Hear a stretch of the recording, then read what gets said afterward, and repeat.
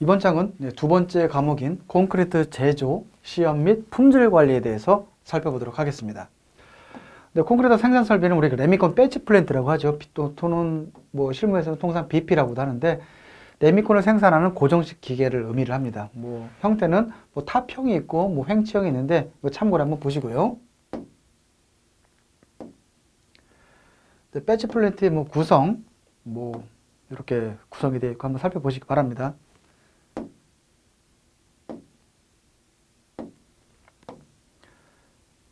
그리고 요 레미콘에 대한 부분도요, 한번 이 부분 학습하기 전에 마찬가지 제 블로그에 오시면 LH에서 생산한 레미콘 공장 점검이라고 되어 있는 그 동영상이 하나 제가 올려놓은 게 있습니다. 그 한국토지주택공사에서 작성한 만든 동영상인데 한 8분짜리 정도밖에 안 되니까 한번 내용을 보시고요. 하게 되면 이해하시는데 훨씬 수월하리라 생각이 듭니다.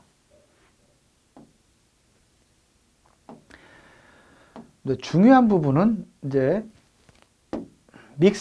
믹서라는 부분이 이제 제일 중요한데요. 그 비비기 과정이죠. 혼합. 그래서 혼합 방식에 따라서 지금 강제식 믹서가 있고, 또 하나는 이제 반강제식 믹서 또는 그리고 중력식 믹서. 그 시험에서는 많이 나오는 게 현재 우리 대한민국에서는 주로 현재 운영이 되고 있는 믹서가 대부분이 그 배치 플랜트에서는 이 강제식 믹서가 되겠습니다. 그래서 강제식 믹서는 출제되는 문제 중에 거의 대부분의 유형이 믹싱 타임에 대해서 많이 나오고 있습니다. 그래서 믹싱 타임은 몇 초 이상? 60초 이상을 유지하도록 되어 있고요. 그리고 가경식 또는 중력식 믹서라고 합니다. 반대되는 개념인데요. 좀 전통적인 믹서가 되는 거죠. 전통적인 믹서인데 얘는 믹싱 시간이 얼마 이상, 우리 아직까지도 시방서에 남아 있습니다. 콘크리트 표준 시방서에 보시는 것처럼 믹싱 시간은 90초 이상으로 되어 있습니다.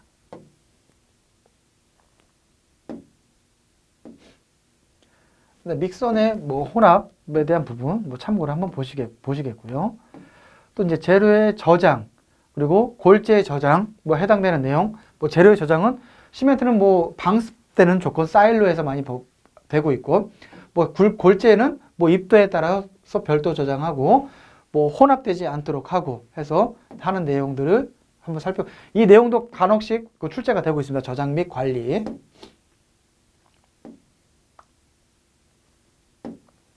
혼화자의, 혼화저의 이렇게 내용 보시고요. 또 품질 관리에 대해서는 원재료 품질부터 해서 레미콘 공장 선정 시 고려사항, 지금 말로 나오는 부분들이 있죠. 이런 부분들도 한 번씩 다 살펴보시기 바랍니다. 중요한 부분 중에 하나가 이제 요 사항입니다. 재료는 정해진 양이 있죠. 그것을 우리가 율로 계량을 우리가 이제 계량 오차라고 하는 부분을 설정을 해 두는데요. 시멘트 같은 경우 이게 콘크리트, 레디믹스드 콘크리트 KSF 4009 레디믹스드 콘크리트 규격에 따른 허용 범위입니다. 시멘트는요, 예전에는 플러스 마이너스 1%였는데 그래도 더 많으면 좋지 않냐 해서 마이너스 1에서 플러스 2%를 허용 범위로 주고 있고요. 반대로 배합수도 마찬가지, 예전에는 플러스 마이너스 1%의 계량오차 허용 범위를 주어졌다가 그래서 적으면 좋지 않겠냐 해서 마이너스 2에서 플러스 1%를 허용 범위로 변경이 되었습니다. 그리고 혼화자의, 그리고 장골재, 굵은 골재 및 그리고 화학혼화재 플러스 마이너스 3%죠. 3%고요. 이런 계량오차 허용 범위를 한번 잘 살펴보시기 바랍니다. 그리고 받아들이기 인수검사에서는 슬럼프는 50에서 25, 50에서 65, 그리고 대부분의 레미콘은 어떻게? 80% 이상이 되는 거죠. 그래서 각각에 대한 허용 범위가 정해져 있습니다. 근데 대부분의 현재 시판되는 레미콘은 거의 슬럼프가 80mm 이상이기 때문에 플러스 마이너스 25 이렇게 되어 있고요. 또 공기량에 대해서는 보통 고강도 경량 이런 부분이 있고, 염화물 함유량은 기본적으로 0.3 이하여야 되겠고요. 이 구입자 승인이 있는 경우 이렇게 되어 있는데 이런 경우는 실무에서는 거의 없다고 보시면 되겠습니다. 타소로 품질 관리 내용 한번 보시고요. 네, 표면 보호, 또 거푸집 존치 기간, 이것도 뭐 나중에 다시 나오니까 시공 쪽에서 나오니까 그때 좀 더 자세히 언급을 해드리도록 하겠습니다. 네, 예상 문제 한번 볼게요. 네, 우리 믹싱 플랜트에는 또 방식이 센트럴 믹스드, 또 트랜sit 믹스드, 슈링크 믹스드 콘크리트 이렇게 세 가지 방법이 있는데요. 현재 국내에서는 어떻게 센트럴 믹스드 콘크리트 방식이 대부분이라고 보시면 되겠습니다. 그 종류, 이것도 문제 가끔씩 출제가 되고 있으니까 한번 내용 보시기 바랍니다. 콘크리트 제조 시 1회 계량분에 대한 허용오차로 옳지 않은 것은 네, 물, 시멘트, 이거는 KSF 4099 레드믹스 콘크리트 규격이 되겠죠. 참고로 콘크리트 표준 시방서의 규정은 아직도 물은 어떻게 해요? 플러스 마이너스 1%고요. 시멘트도 마찬가지 플러스 마이너스 1%가 됩니다. 이것은 KSF 4009 레디 믹스드 콘크리트 규격이 되겠습니다.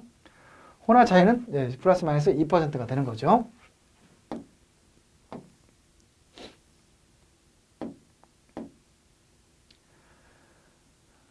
네, 믹서의 종류에 따른 믹싱 타임 설명을 드렸었고요. 뭐 요상 7번도 넘어가고요. 네, 계량 오차에 대한 부분이 굉장히 많이 나오죠. 네, 요 부분.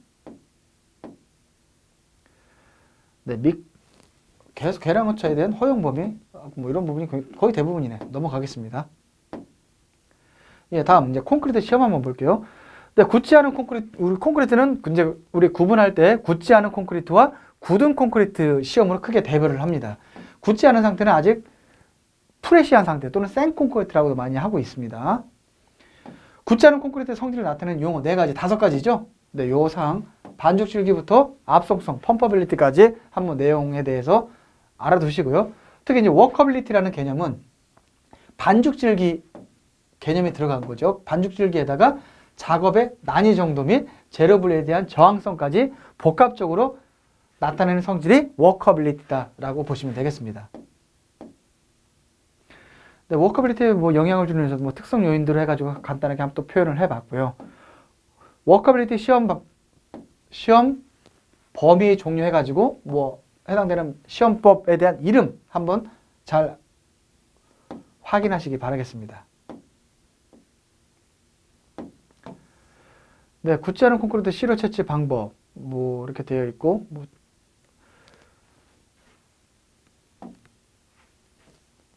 슬럼프 시험 네, KSF 2402 이렇게 나와 있고 이 해당되는 부분도 마찬가지 제 블로그에 보시면 또는 뭐 동영상 유튜브라든지 이런 거에 보시게 되면 슬럼프 시험 방법 잘 나와 있습니다. 한번 어떻게 시험하는지 한번 동영상 한번 보시고 이 내용을 이해를 하시면은 훨씬 수월하게 이해를 하실 수 있을 거라 보여집니다. 네, 슬럼프 시험 결과의 판정은 예, 기본적으로 플러스 마이너스 25 슬럼프가 25짜리다 하게 되면 플러스 마이너스 10 50에서 65다 하면 플러스 마이너스 15mm 이렇게 되어 있고요. 허용 기준 또 뭐 캘리버 시험이 뭐고 비비 시험 이거 참고로 넣어놨습니다. 근데 블리딩 시험은 이러한 용기에 따라서 콘크리트 배합수가 어떻게 정량적으로 분석이 가능한 시험인데 뭐냐면 블리딩이라고 하는 것은 물은 비중이 1.0인데 시멘트는 3.15 그 골재는 기본 2.5 이상이 되는 거죠. 비중 차이에 의해서 물이 콘크리트를 타설하고 나게 되면 물이 부상하는 거죠. 뜨는 거죠. 이것을 블리딩이라고 합니다. 블리딩. 이 대표적으로 대부분은 정확하게 측정할 수 없는 시험이 많은데요. 콘크리트 같은 경우에 이것은 대표적으로 정량적으로 분석할 수 있는 시험법이 되겠습니다.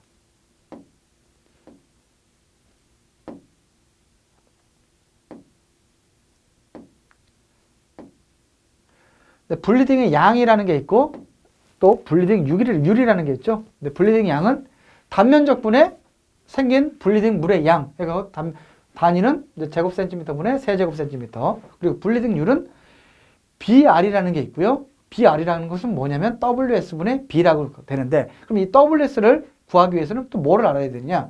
C분의 W 곱하기 S다. C는 뭐냐? 콘크리트의 단위 용적이다. 그리고 W는 뭐냐? 콘크리트의 단위 수량이다. 그럼 S는 시료의 질량이다 해가지고 시료 중에 물의 질량 값을 구하게 되어 있고 그 양에 따라서 B라는 것은 최종까지 누계한 블리딩에 의한 물의 질량이 곧 블리딩률이다. 이것은 퍼센트로 구해진다. 블리딩 양과 블리딩 유를 구분할 줄 아셔야 되겠습니다. 근데 공기량 시험도 마찬가지 공기량 시험을 하는 동영상부터 한번 제 블로그에서 한번 보시고 나서 이 내용을 보시기 바랍니다.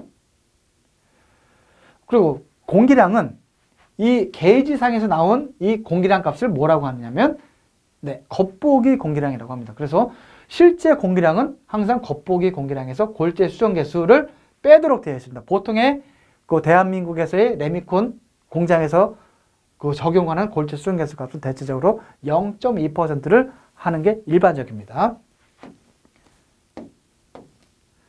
공기량 시험법의 종류는요, 3가지가 있습니다. 근데 대표적으로는 공기실 압력법이 일반적이고요. 이것은 워싱턴형 에어미터 용기를 사용하게 되어 있고 용량은 7리터가 되겠습니다. 그리고 기타 중량법, 주수압력법 이런 방법들이 있고요.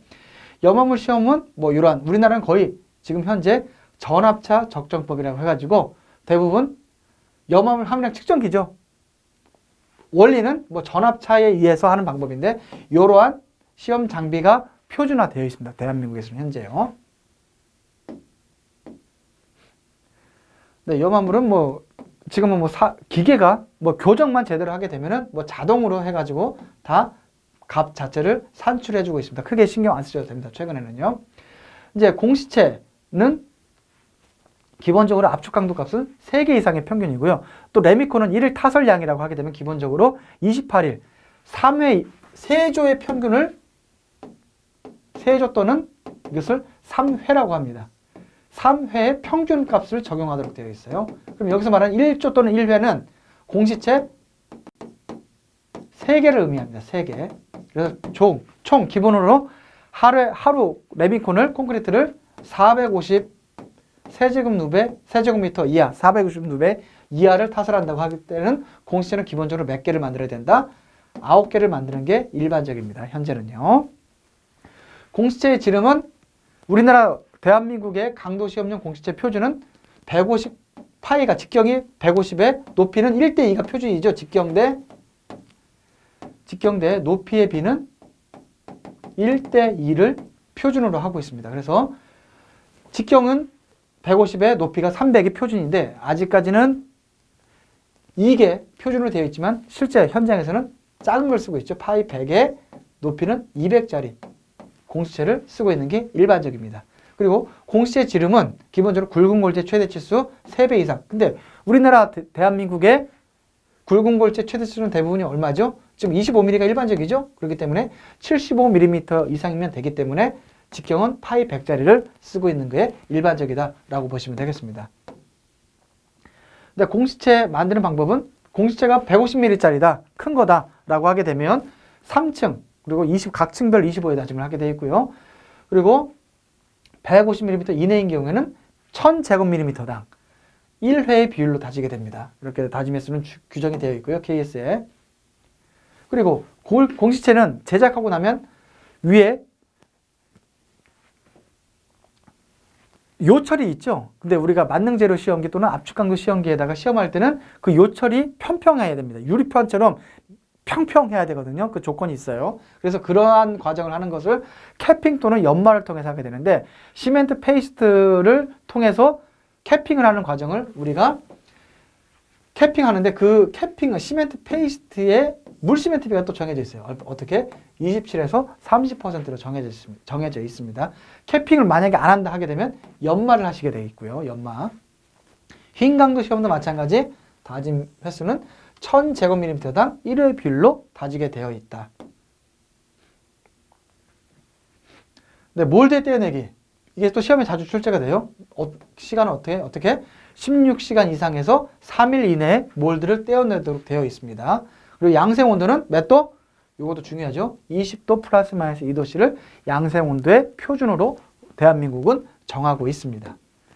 그리고 강도 시험 값은 압축 강도, 인장 강도, 힘 강도가 있죠. 압축 강도 값은 A분의 P, 단면적분의 힘입니다. A는 뭐죠? 그래서 원형이기 때문에. 그래서 A라고 하는 것은 어떻게 해요? 4분의 파이의 직경의 제곱을 우리가 A라고 단면적이라고 하고요. 인장 강도는 파이 DL분의 2P, 쪼개임 인장 강도라고 합니다. 원래 당기는 거 철근처럼 당기면 되는데 콘크리트는 공시체가 크죠. 그래서 이것을 당기지를 않고 인위적으로 옆으로 눕혀가지고 양쪽에다가 힘을 제어를 합니다. 그래서 눕혀가지고 쪼개 인장 강도를 우리가 할열 시험이죠. 이걸 할열 인장 강도라고 합니다. 할열 시험 또는 할열 인장 강도를 콘크리트 인장 강도 시험의 표준으로 정하고 있습니다. 우리나라는요. 그래서 식은 파이 dl분의 2p가 되겠습니다. 휭 강도, 다음은 휭 강도는 bd 제곱분의 pl인데 공시체가 우리 경계석처럼 생겼죠. 이렇게 이런 형태로 생겼습니다. 그래서 폭이 b, 높이가 d고요. l이라고 하는 것은 지간 길이입니다. 이 길이가 설사 뭐 550mm라고 하더라도 끝에서 끝이 550mm 하더라도 그 길을 그대로 적용하는 게 아니고 지간 길이, 받침이 있죠. 해서 보통은 지간 길이를 얼마를 적용하죠? 네, 450mm를 주로 적용을 하고 있습니다. 공시체 사이즈는 약 530mm 또는 550mm가 되겠고요. 다음, 이제 압축 강도에 영향을 주는 요인 해서 압축 제하 속도는 또 정해져 있습니다. 파란색으로 되어 있죠. 매 초 얼마? 0.6 플러스 마이너스 0.4 메가파스칼 매 초당 이렇게 되어 있고요. 제하 속도가 초도 규정하고 있는 게 초당 이렇게 속도를 규정하고 있는 게 강도를 깨는 속도가 빠르게 되면 상대적으로 값이 더 나오게 됩니다. 그렇기 때문에 속도를 기준을 정해주고 있는 거고요. 또 공시체는 꺼낸 즉시, 즉 젖어 있는 상태에서 시험을 하게 되어 있고요. 온도, 공시체 온도는 20도씨에서 전후해서 하도록 되어 있습니다. 공시체 압축 강도 시험은 뭐 좀 전에 말씀드렸었고 대략적으로 뭐 내용을 한번 읽어보시면 되겠고요. 중요한 사항은 강도 시험 결과값이죠. 어떻게 구하느냐. 또 공시체의 지름은 직경 하나만 측정하는 게 아니고 위에서 봤을 때 직경 하나, 이 부분을 D1이라고 하고 또 90도 직각해서 하는 부분을 D2라고 하면 D1 더하기 D2를 평균값을 하도록 되어 있습니다. 이 D값은요. 그래서 4분의 파이 D제곱분의 A, 그러니까 이게 A가 되는 거죠. 단면적 A. 4분의 파이 D제곱분의 P가 압축강도 시험값이 되겠습니다. 네, 압축강도 시험에 대한 사진이 되겠고요. 왜 휭강도도 제가 좀 전에 설명을 드렸었죠. 기본적으로는 그 내용도 아셔야 되겠지만 뭐 공식에 대해서 좀 아시면 되겠고요. 결과값은 BD 제곱분의 PL이다. 네, 인장 강도는 네, 쪼개 인장 또는 할열 인장 시험을 표준으로 한다고 그랬었죠. 네, 파이 DL분의 2P다. 이렇게 눕혀서 시험하는 방법. 다음 이제 비파기 시험 한번 볼게요. 콘크리트는 기본적으로는 공시체 제작을 통해서 간접적으로 해당되는 구조물의 강도 값으로 판정을 하는 거죠. 근데 해당된 실제 구조물을 강도 값이라든지 여러 가지 검사를 할 수 있는 방법이 있습니다. 그래서 콘크리트의 비파기 시험은 크게 강도를 추정하는 방법이 있고요. 또 하나는 콘크리트의 내구성, 즉 균열이라든지 철근 배근 상태 또는 중성화라든지 염화물 함유량에 대한 상태를 확인하기 위한 목적으로 비파기 시험을 적용을 하고 있습니다. 그래서 강도는 순수하게 비파기냐, 일부 부분적으로 파괴를 하느냐 해서 국부 파괴나 순수 비파괴로 구분할 수가 있고요. 순수 비파괴는 가장 대표적인 게 반발경도법, 슈미타마법이라고 하죠. 그리고 초음파 속도법, 또 계산에 의한 성숙도법, 반발경도 또는 초음파와 성숙도법을 조합하는 조합법이 이렇게 구분을 할 수가 있고요.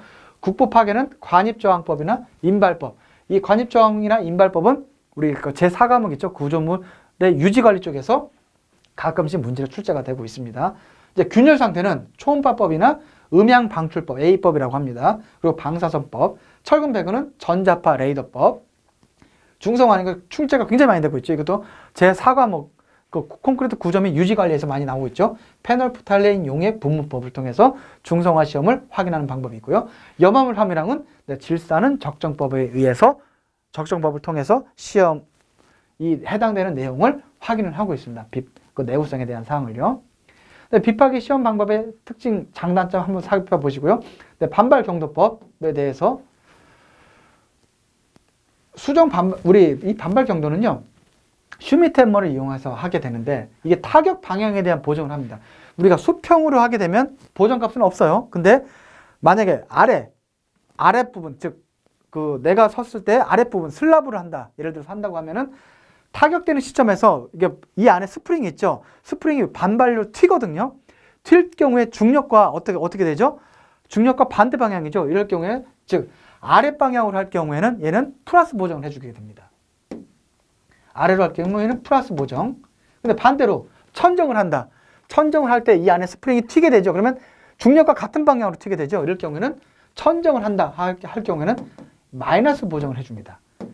그래서 최종적으로 콘크리트 표면의 건습 또는 뭐 재령에 대한 보정이 있는데 가장 일반적으로는 이 타격 방향에 대한 보정을 해주게 됩니다. 그래서 슈미탄마 기계 자체의 값을 우리가 R 값이라고 해요. 그리고 수정 반발 경도를 우리 R 제로라고 하는데 얘는 R 플러스 뭘로? 이 수정 델타 R이라고 하는데 이 델타 R은 타격 방향에 대한 보정이라든지 건습에 대한 상태를 전부 다 더하거나 뺀 상태를 해서 R 제로, 즉 다시 말해 수정 반발 경도를 산출하게 됩니다. 그래서 최종 압축 강도는 마이너스 18.4 더하기 1.3의 R 제로 이 값으로 하든지 아니면은 옛날 마이너스 184 더하기 13의 R 제로 해서 단위는 킬로그램 퍼 제곱센티미터 이렇게 할 수도 있습니다. 근데 성수투법은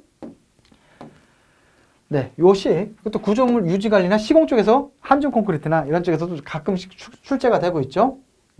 식 자체는 세타 플러스 10에다가 델타 t 해가지고 이거는 단위가 되는 거고요. 요 공식입니다. 세타 플러스 10에다가 곱하기 델타 t. 그 델타 t는 여기서 데이의 개념이다.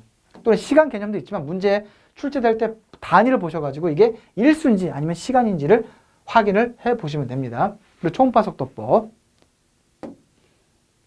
종류는 뭐 이렇게 방법이 있는데 이렇게 참고로 보시고요. 또 음향 방출법, 페널 포탈레 이용의 분법은 중성화 확인하는 부분이고 건전부는 붉은색이고 중성화는 무색 부분이다. 이게 시험이 자주 나옵니다. 또 중성화 속도 해가지고 x는 a 루트 t라고 해가지고 요 관계식을 이용해서 중성화 깊이라든지 뭐 문제 보시게 되면 간단합니다. 그래서 중성화 속도는 x는 a 루트 t다. 그러니까 t는 연도를 의미합니다. 연, 재령. 근데 단위가 연이다. 이어다.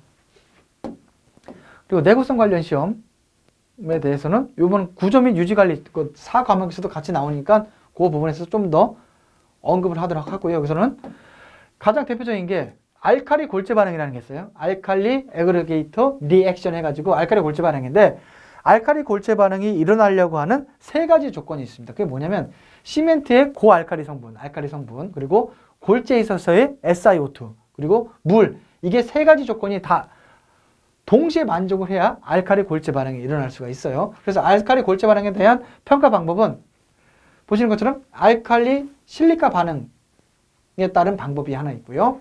또 하나는 화학법에 의해서 하는 방법. 그러니까 화학법의 알칼리 실리카 반응이 가장 대표적인데 즉 다시 말해서 알칼리 골재 반응은 우리 시험 문제에 또 이렇게 나옵니다. 알칼리 실리카 반응이 하나가 있고요. 두 번째는 알칼리 실리케이트 반응, 또 하나는 알칼리 탄산염 반응이 있습니다. 그 중에서 가장 많이 일어나는 반응이 알칼리 실리카 반응인데 시험 방법으로는 이러한 화학법에 의한 방법, 알칼리 농도 감소량을 측정을 해가지고 용해 실리카량과 알칼리 농도 감소량의 상관관계에 의해서 하는 화학법이 있고요. 또 하나는 모르타르 봉법 두 가지가 있다라는 얘기가 되겠습니다. 네, 염에 의한 평가 방법은 이거 넘어갈게요. 또 중성화 평가 방법은 중성화 깊이는 x는 a 루트 t다.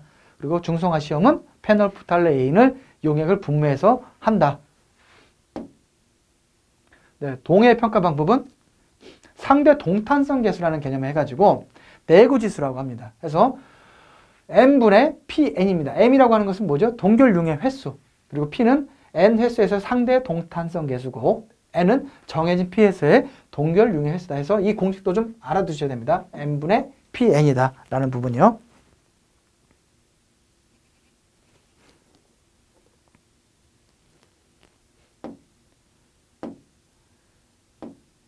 네.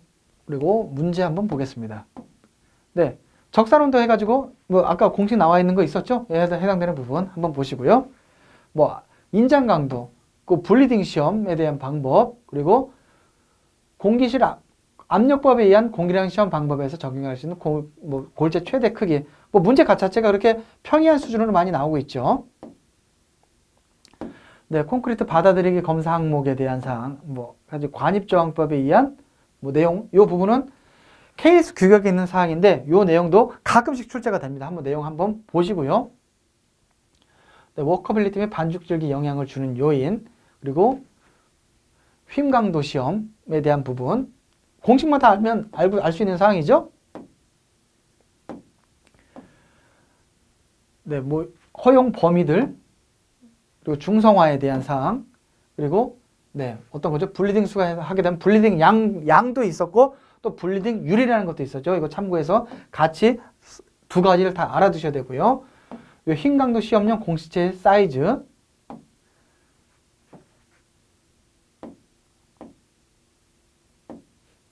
네, 슬럼프 시험 방법, 네, 뭐 슬럼프 시험, 뭐 다 문제 자체가 뭐 그렇게 어려운 문제들은 없어 보입니다. 내용 자체가요. 네, 균열 깊이 측정하는 방법, 뭐 그 비파괴 시험에 대한 방법이 있었죠. 뭐 음향 방출법이라든지 뭐 그런 내용들 참고해서 보시면 뭐 쉽게 뭐 해결이 되실 것 같고요. 공기량 시험, 또 동결융해, 이것도 마찬가지 동결융해에 대한 시험이 어떻게 진행되는지 아까는 제가 내구 지수라 해가지고 공식만 말씀드렸었는데 해당되는 내용도 한번 요 문제 지문하고 같이 매칭해가지고 요 부분도 좀 알아두시기 바랍니다. 네, 슬럼프 시험, 그리고 뭐 인장 강도 시험, 블리딩, 뭐 내용 자체가 그렇게 어려운 문제가 별로 없어요. 네, 공기량 시험의 종류, 그리고 뭐 다진봉 평이한 문제들이죠. 이거는 모든 재료는요, SN 곡선이라고 하는 것은 강도가 계속되는 그 충격을 받게 되면은 이걸 피로라고 합니다. 그래서 피로와 어떠한 연관 관계가 있는지에 대한 부분이고요.